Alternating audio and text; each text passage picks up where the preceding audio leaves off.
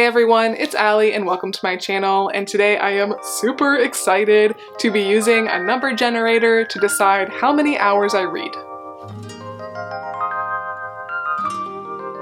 Alright, so I've seen a lot of different YouTubers do this, and a lot of times they do it for a week, but basically what I'm gonna do is I'm going to use a number generator just on Google to decide if I'm going to read 1, 2, 3, 4, 5, 6, 7, or 8 hours tomorrow. So I am filming this intro the day before, just because if I have to read 8 hours tomorrow, that is definitely gonna affect what time I get up. So without further ado, let's go ahead and get into it. I'm not hoping for 8, I will say, but I'm also not hoping for like 1 or 2 either, because then it would just kind of be like a normal day in my life. So I would say I'm hoping for anywhere from like 4 to 6. 6 would still be difficult for me, but I think it would be a fun challenge. But okay, it says 5. Okay, that's good. Right now I don't have it on me, but I am reading Karen McManus's You'll Be the Death of Me, which I saw a Goodreads review and it was like, finally, somebody wrote a book with the thing that my mom always said to me. I thought that was funny. I'm not very far into it. It is only 4:30 and I probably will read, I would imagine, like an hour and a half to 2 hours the rest of the day. So tomorrow morning I am anticipating finishing that book, and then I definitely still have like 5 more books on my TBR to get to. So the remaining TBR books that I still have are Natalie Haynes' Stone Blind, which is like a Greek mythology retelling.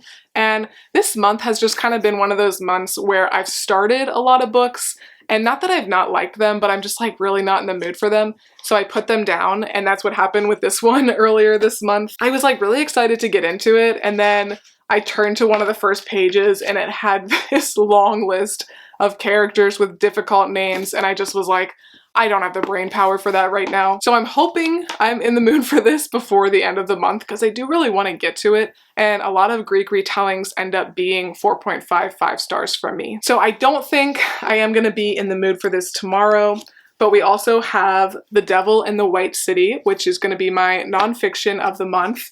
And I think this might be one that I don't necessarily read for like the full amount tomorrow, but I could see myself starting this. We also have The Crimson Thread by Kate Forsyth. I am anticipating 5 stars from this book because I absolutely love this author. She does fairy tale retellings, but also like combined with historical fiction, and she's just excellent. Like if you like fairy tales like I do, and you also like historical fiction, I think you would really, really love this author. And this one is set in 1941, so during World War II. So again, this might be a little bit too much brain power, a little bit too heavy like this one. Not sure as of today. Then I have the first book that is a part of Mistborn Era 2. So last year I read the first 3 books in Mistborn Era 1, and I did really, really enjoy them. And my husband loves this series, and he said he thinks I'll actually like Mistborn Era 2 a little bit more than the first one. So I do as of today, but this could change overnight.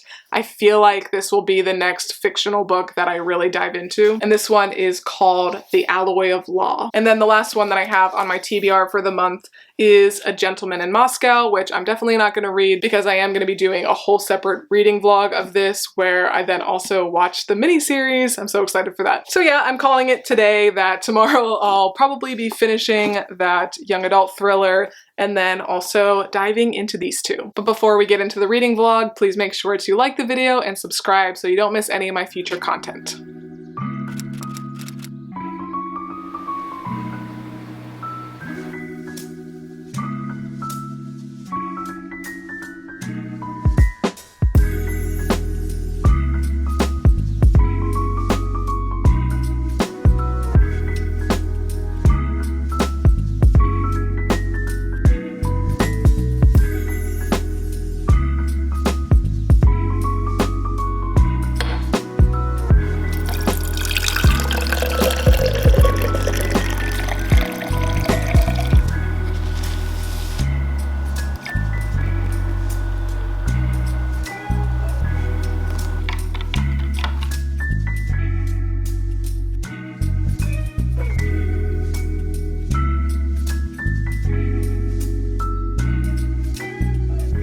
Okay guys, so this is the first time I'm talking to you today, of course, as you know. It is already 2:30 though, but I have had a very productive day so far. Not necessarily with the reading challenge. I am currently 51 minutes in out of a total of 5 hours, but that was kind of my plan going into this. I figured if I did about an hour in the morning and then maybe like an hour around lunchtime, which didn't really happen, and then like cozy in and just have like a 3-hour reading session this evening because I don't have anything else going on, that would be a good plan. And so even though I'm technically a little bit behind the plan, it all worked out because I was able to get my workout in, which is a little bit time consuming because I like to walk about 3.5 miles on the treadmill, which takes just over an hour, and then do a slow weighted workout, which takes another like 40 minutes or so. And then I had to get a shower on top of that. So I got all of that out of the way. And I also packed up some orders from my Poshmark business and edited like half of a video. So I'm very happy with everything that I've gotten done so far. But the reason that I read awkwardly for 51 minutes this morning is because that's how long it took for me to finish You'll Be the Death of Me. And I will say it took me like 100 pages to get into it, like over the last couple of days. But last night I got myself to a point where I was like very hooked. It was the point in a thriller where you're just like, oh, it's gonna be so soon where we're gonna find out who the killer is and all these little details. So I believe when I started reading this morning, I had almost perfectly 100 pages left. So I'm actually kind of surprised that I was able to read 100 pages in under an hour, but this is a YA thriller. It does read pretty quickly. So even though I did think that this was a pretty good read, I would say this was probably my least favorite read from the author, and I did ultimately give the book 3.5 stars. It was kind of like a Ferris Bueller's Day Off kind of thing where there's 3 friends, they like used to be closer friends and they drifted apart in high school and they all decide to skip school. And it's starting off charming like Ferris Bueller's Day Off, but then they discover a dead body and it's one of their classmates. And it's the classic like all 3 of these friends, they are hiding something and you're kind of slowly finding out what that is throughout the book. Even though this book was fast-paced, I just didn't find that I like cared as much about the characters as I have in other books by this author. But with all that being said, I do think Karen McManus is a fabulous YA thriller author. Not as good as Holly Jackson in my opinion, but I do, for the most part, enjoy her books and I would recommend her. And I've read pretty much all of them, I think, at this point. I am going to reread the One of Us is Lying series because it's been super long time since I read the first 2 and I do now have the 3rd one. So what I'm thinking is I'm gonna start this one, but I usually am not able to just like read a nonfiction for hours straight. It's something that I might read a couple chapters and then go to something else and then go back to it. But my husband and I are about to go for a cute little walk at this estate called Middleton Place, which is not like uber far from our house. And we did invest in a season pass, so it's somewhere that we are trying to go to pretty often. So we're gonna go for a walk and I'll share some very aesthetic clips hopefully, but then we are just gonna kind of settle down and I'm gonna read for a little bit. He's going to either like watch YouTube or do some work or whatever, because I figured that would just be a really fun thing to do for this challenge today, and it has been really rainy here recently. So I am gonna go ahead and take both of these books, but I'm thinking I am gonna start this one first.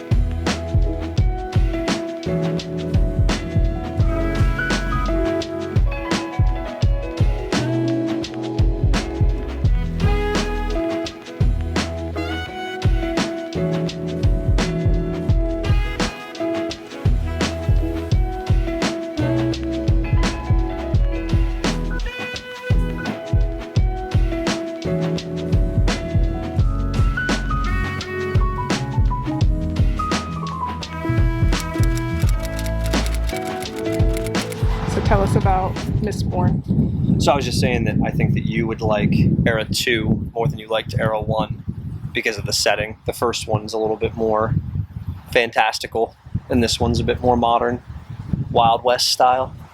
So I think that you'd like it more. Is that your favorite series, Mistborn, you think? Maybe. I don't know. It like fills a different spot for me than like Stormlight Archives I really liked. I think I like the characters in Stormlight more than the characters in the Mistborn series, but yeah, the Mistborn series is very good. Era 1 and Era 2 are very, very good. They're very good. What are some of your other favorite book series? Not by Brandon Sanderson. Are you just trying to get me to say Red Rising? No, I plug it in there. No, the Red Rising series very good. I enjoyed The Witcher when I read through all of those books. That was really good. That was like your first series that got you into reading, really. Well, I don't read. I listen to books. I've listened to every single book I've ever... As an adult, every book I've consumed has been through Audible. But you're a very auditory learner. Yeah. And for me dyslexic. and I'm just, dyslexia makes reading a little bit more difficult than it should be. The Dresden Files was also very good. That's another thing I think you'd probably like, the Dresden Files. That's a bit, again, more modern. You kind of spoiled that whole series for me, No, you don't even know what happens. You have no idea. You know, like, main characters die, but that's like, hey, spoiler alert, main characters die in this book too. But you're a reading boy. I do enjoy to listen to Audible while I work. Do you like the dramatized? No. Dramatized? No, I like just the regular narration. Really? See, that's the only way I can really listen to audiobooks. No, the ones that are like all dramatic, the characters are like, oh, they're coming on the western front. I'm like, and then there's like battle noises in the background. I want it to be like a movie. See, but I use my brain. My brain does all that. It just helps me focus for the audiobooks. But I'm not a big audiobook. Yeah, you don't. No. Unless it's a classic. Last year I went through, and I read a lot of nonfiction. I read a lot of like history books last year. I think last year I read, I want to say it was probably like I listened to like 51 or 52 Audible books. Just cranking through them. Well, anytime you do work, I feel like you listen to one. Yeah, if I'm doing any physical labor, I listen to a book. If I'm doing any, like even when we go on walk, like if I'm going on a walk or something, I'll just listen to a book or a podcast. And oftentimes Audible will have like a sale where you can get like multiple audiobooks for like $10 or something like that. Yeah. So I just buy so many books at once. I'm like, I need 15 books. Yeah. And I'll just use them as I go. Right now I have a lot of credits that are still available. I haven't been as good this year about reading. Yeah. Listening to the books. With the move and everything, I was a little distracted. My mind was a little too focused on other things to listen to a book. But now look at us. Now look where we are. Oh, sorry, lady. Having a blast. We're in the South. We do be in the South. Love it. Just a little too far away. We'll come in a little bit. Just trying to get my shadow in there.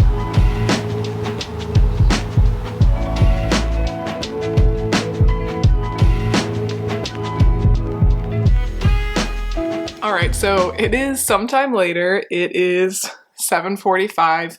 And yeah, this day has just been super productive. After we went to Middleton Place, we swung by Walmart to get some groceries. We have Walmart markets here, and I don't think we had those anywhere around Columbus, but they're really nice. It's basically just like a grocery store. So we went there and picked up some of our weekly staples, and then we had a very yummy sheet pan dinner of steak and broccoli and mushrooms while we watched Amazing Race, which is probably my favorite show of all time. And I'm honestly just so surprised how much I was able to get done today. When I was first planning this video, I was like, oh, it's just gonna be kind of a wash of a day. But yeah, I still got a video edited.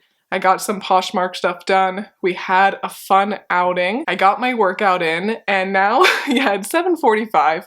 But I am preparing to basically just read until around midnight. Because, as you can see there, I am only an hour and 22 minutes into this challenge. But I'm alright with that because I'm gonna still be able to get this done before midnight. I didn't get very far into Devil in the White City. I think I literally got to page 20, and it is really good. I'm excited to dive into this. I don't think I'm gonna be reading this the entire time just because nonfiction can sometimes make me a little bit tired, and I feel like after about an hour or so, I'm going to have to switch over to the Alloy of Law, and I have had really great experiences with everything that I've read from Brandon Sanderson before, so I think I can very easily just get super sucked into this book. But if you're not a nonfiction person, I am not a super big one, but I always like it when I get into it. I would recommend this one so far. As I said, I'm only 20 pages in, but I think it's an interesting topic to a lot of people. So it's about the World Fair that took place in 1893 in Chicago, and I don't think I really knew that was a thing. Like, maybe I heard of it, but definitely did not really know too much about it at all. So we'll share more in an update soon, but basically all I'm finding out right now in the first 20 pages is kind of how the fair has come to be. And there was a big competition of where the fair was going to take place. A lot of people thought it should be in New York, but ultimately Chicago did win out. And I guess I just wasn't really aware too of how kind of seedy of a city Chicago was at that time. I know a lot of people still think that, but I just went there for the first time last fall to see Queen. Absolute bucket list item, so amazing. And I was super surprised by how nice and clean the city was, at least the part that I was in. But okay, no more time for chit-chatting. I am gonna go ahead and start the timer now and get settled in to read for the rest of the night.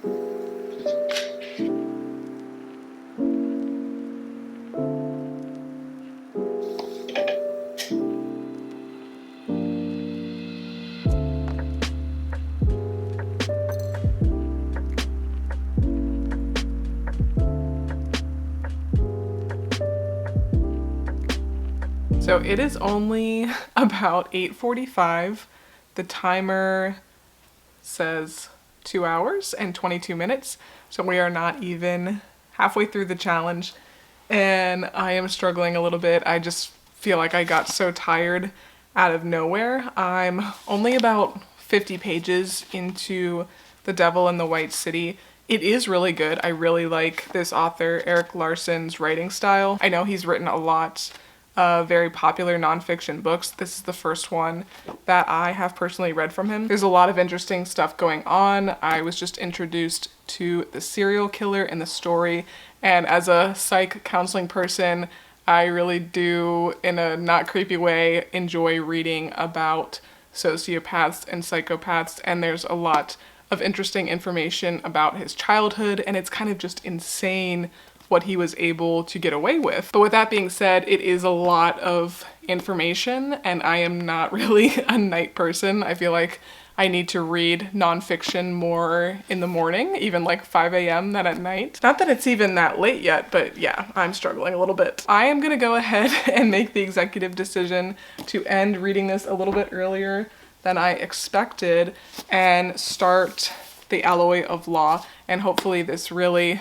draws me in quickly. Hopefully it's not going to require a lot of brain power to understand the world and what's going on. This book is actually not as long as I thought either, because the first Mistborn trilogy, the original Mistborn trilogy, I feel like is a bit longer, because this is only like 329 pages, but I feel like the words are pretty big. So I'm gonna start on this one, and I will update you hopefully in like an hour or so. I feel a little bit encouraged already because it says the Wax and Wayne books, which is this Mistborn Era 2, are intended to be fun, fast-paced, and interesting, and that's exactly what I need right now. He says they are supposed to act as a balance to Stormlight, which is long and epic and requires a lot of mental energy. That's what Ryan was talking about earlier, that he does really like that series, but he wasn't sure if I would like it as well, because it is a super detailed, lots of internal dialogue kind of epic, and I am not always in the mood for them, which is the reason that I have yet to get through the Lord of the Rings books, but that is something that I really want to do this year.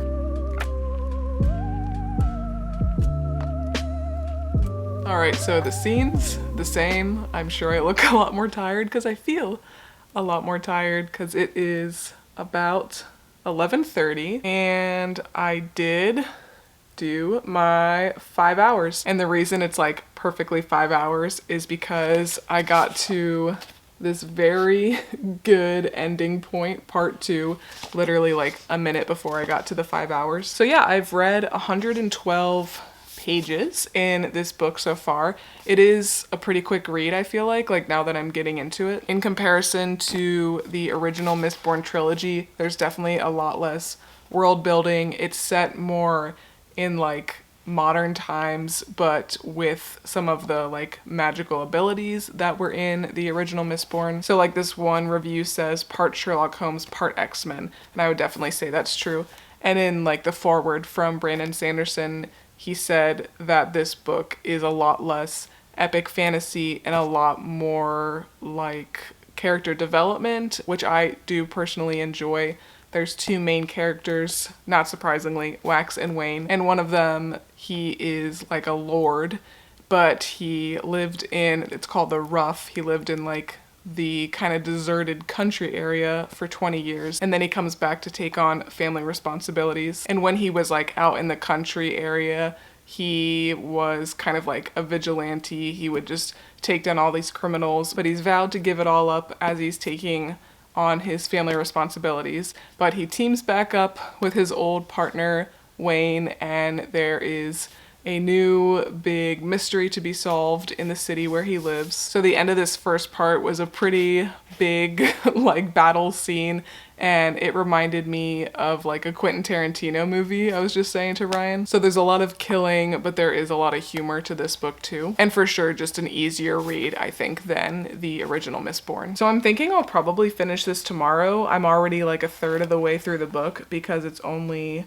about 330 pages total. And I'm sure I also will read at least a couple chapters of The Devil in the White City. That's kind of what I like to do with nonfiction, just read like a little bit every day for like a week or just however long it takes me to get through the book. But all in all, I feel like this was a super successful day. As I said earlier, I'm just kind of shocked that I was able to get so much done and have some relaxing time and read for 5 hours. This was a really nice day because I just like really had no time to be on my phone, which I try not to do anyway. And just like all those little distractions that I feel like end up taking up a lot of time in the day, I didn't do because I was consciously trying to get other things done because I knew I'd be reading this whole evening. And that's something I'm trying to work on as I'm getting more settled down here in Charleston, is just to have a lot more structure in my day. So that's why I do like the idea of doing a lot of these book reading challenges. But all right, it is time for bed. I hope you have enjoyed this video, and if you did,